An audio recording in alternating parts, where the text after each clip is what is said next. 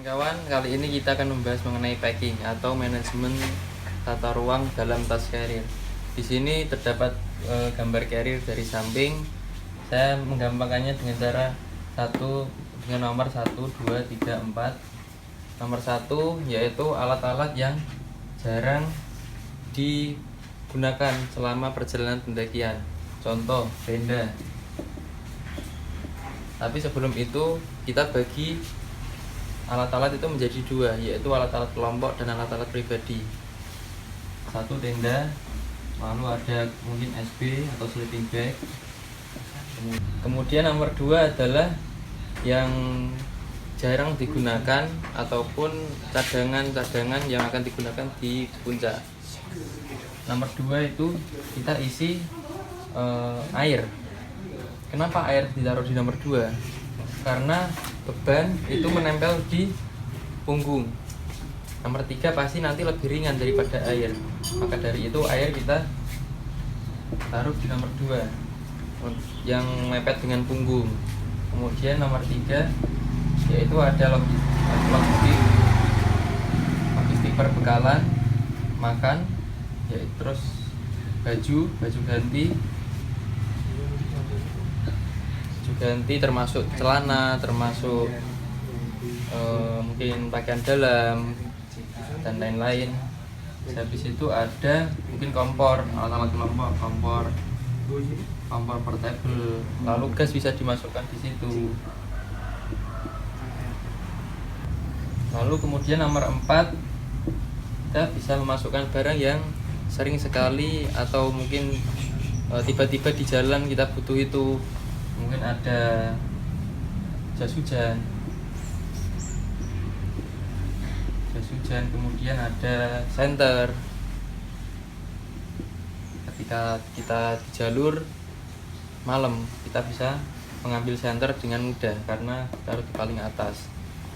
Ada lagi P3K atau obat-obatan pribadi kita. Kemudian ada tali, mungkin alat-alat survival kit.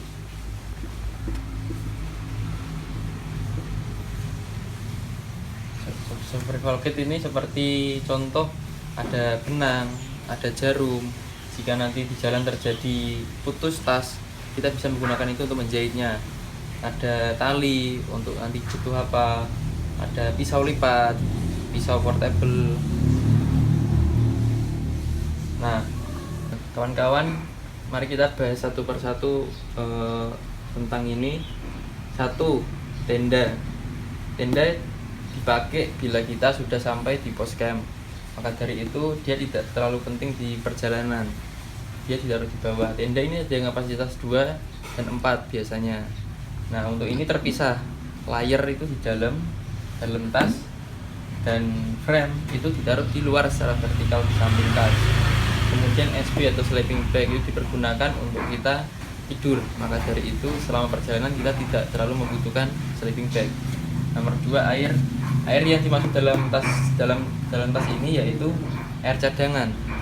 Air cadangan itu bisa mungkin minimal 3 liter, atau bagi yang gunung-gunung yang tidak ada mata air di jalur, bisa menggunakan lebih.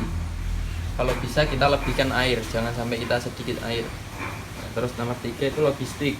Logistik itu perbekalan atau makanan, nasi, protein. Ya, kita bisa cari makanan yang instan. Mungkin seperti sosis, seperti itu. Logistik itu karbohidrat kita bisa ganti dengan beras, dengan kentang, dengan singkong atau apa. Seperti itu.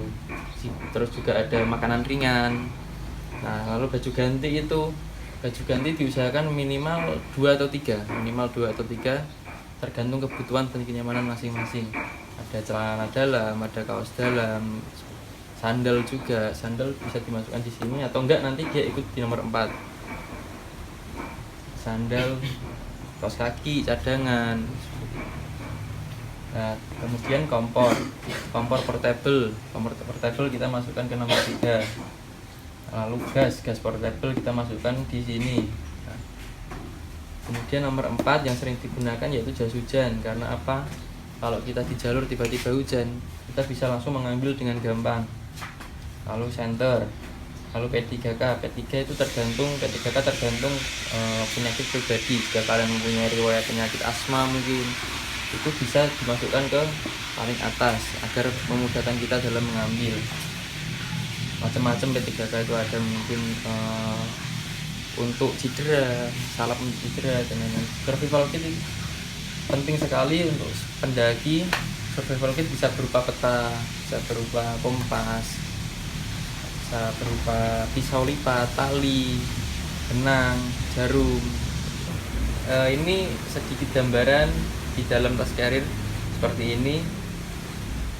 Lalu kemudian kita bahas yang di luar. Di luar carrier biasanya carrier ada di depan, ada satu tempat, habis itu ada samping. Nah, matras kalau bisa kita taruh di samping. Karena apa? Karena kalau kita taruh di bawah, otomatis kita posisinya akan melebar dengan horizontal. Maka dari itu kalau kita di jalan yang sempit, pasti itu nanti tersangkut oleh pohon-pohon mungkin. Maka dari itu kita taruh secara vertikal di samping. Fungsinya buat apa? Kalau kita di jalan mungkin yang bagi beragama Islam mau sholat, nah tidak perlu repot-repot untuk mengambil matras karena di luar.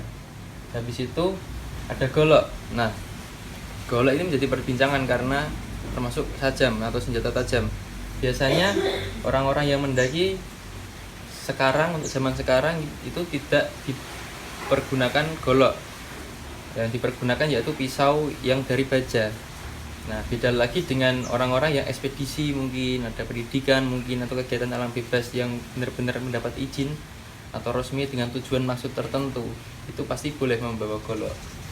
Sedikit saran bagi teman-teman yang mau packing, itu usahakan semua ruang itu terpenuhi di dalam tas. Seperti kalau prinsipnya semakin kecil tasnya semakin banyak isinya kalau bisa.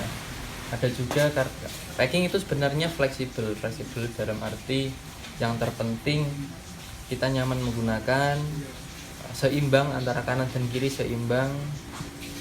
Terus diusahakan saat membawa carrier itu kita di atas pantat.